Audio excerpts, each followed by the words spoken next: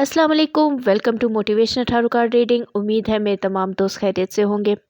आज की रीडिंग आपके बहुत सारे सवालों के बाद बनाई है। बहुत सारे लोगों ने सवाल किए हैं करियर को लेके, फाइनेंस को, लव लाइफ को लेके, उनकी मैरिज लाइफ में काफ़ी प्रॉब्लम्स चल रही हैं।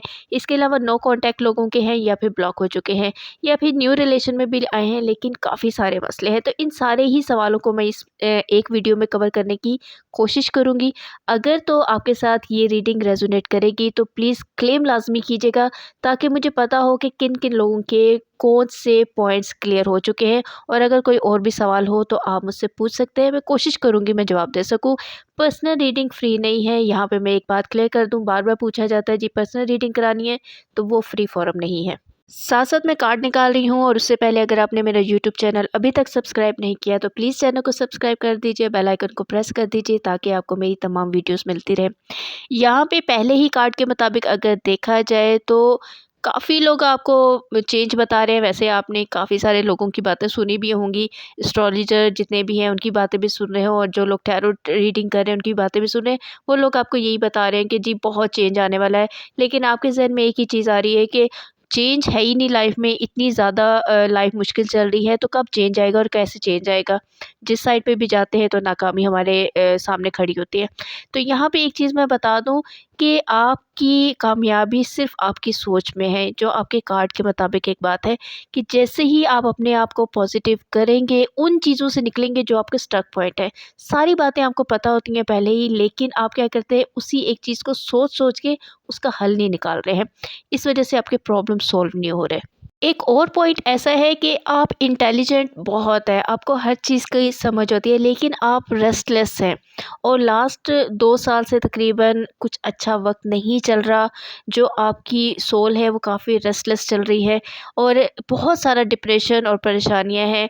किसी अपने का दूर हो जाना, इस चीज़ ने आपको काफ़ी हद तक डैमेज किया है।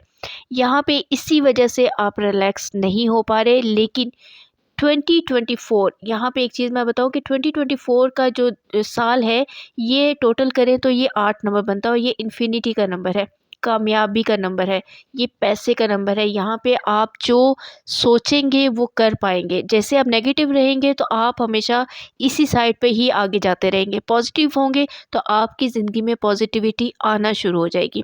सबसे पहले अगर यहाँ पे करियर की और फाइनेंस की अगर मैं बात करूँ, तो यहाँ पे करियर और फाइनेंस इस साल आपकी लक आपकी काम करेगी, क्योंकि लक फैक्टर इस वक्त 8 नंबर की वजह से बहुत ज़्यादा शाइन कर रहा है।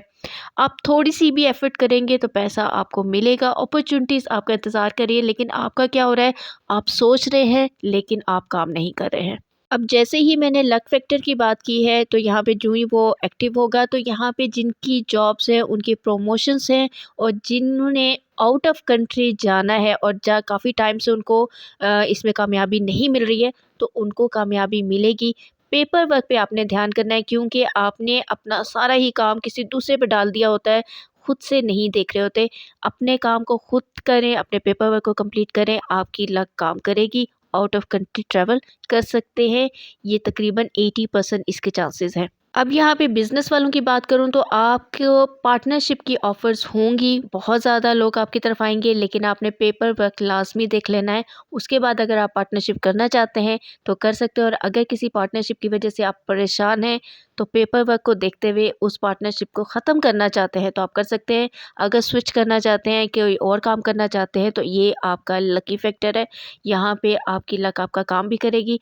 आप फरवरी के एंड में जाके इस चीज़ को फाइनलाइज़ कर सकते हैं। यहाँ पे लव और फैमिली की अगर बात की जाए, तो आप अगर तो सिंगल हैं तो यहाँ पे आपकी शादी का बहुत ज़्यादा चांसेस है, आपकी शादी हो जाएगी। और अगर आप मैरिड हैं तो साल का ये जो तकरीबन सेकंड क्वार्टर होगा, वो आपके लिए मुश्किल नज़र आता है। वहाँ पे आपने एहतियात करनी है। प्रॉब्लम्स हो सकती हैं, लेकिन एहतियात करेंगे। और ज़्यादा प्रॉब्लम्स आप दोनों में अभी भी अगर बात की जाए, जिन लोगों की प्रॉब्लम्स चल रही हैं, थर्ड पार्टी इंटरफेरेंस बहुत ज़्यादा है। हस्बैंड वाइफ में लड़ाई कम है, उनका कोई थर्ड पार्टी ऐसी है जो उन दोनों के दरमियान ये सारी प्रॉब्लम्स क्रिएट कर रहे हैं। आप दोनों को बैठ के बात करनी चाहिए। अगर हस्बैंड सुन रहे हैं तो अपनी वाइफ से बात करें, अगर वाइफ सुन रही हैं तो अपने हस्बैंड से बात करें, आपके प्रॉब्लम सॉल्व हो जाएंगे। वरना घर टूट जाता है और तीसरा इंसान ही खुश होता है। अब हम बात कर लेते हैं उन लोगों की जिनकी लव लाइफ चल रही है, जिनके नो कांटेक्ट हो चुके हैं, जिनके ब्लॉक हो चुके हैं या फिर खामोशी है। तो यहाँ पे या फिर जिनकी मैरिज कमिटमेंट जिनको नहीं मिल रही, उनकी भी बात कर रहे हैं। यहाँ पे एक चीज़ मैं आपको बता दूँ कि मुझसे एक सवाल बार-बार किया जाता है कि थर्ड पार्टी कब ख़त्म होगी? यानी कि अगर आप शादीशुदा नहीं हैं तो फिर भी थर्ड पार्टी है। तो थर्ड पार्टी अगर आपको मैरिज कमिटमेंट में बार-बार बताया जा रहा है कि जी उनकी फैमिली नहीं मान रही है, तो एक बात याद रखें कि उनकी फैमिली अगर वो बार-बार कह रहे हैं मैरिज कमिटमेंट नहीं दे रहे, तो नहीं मानेगी।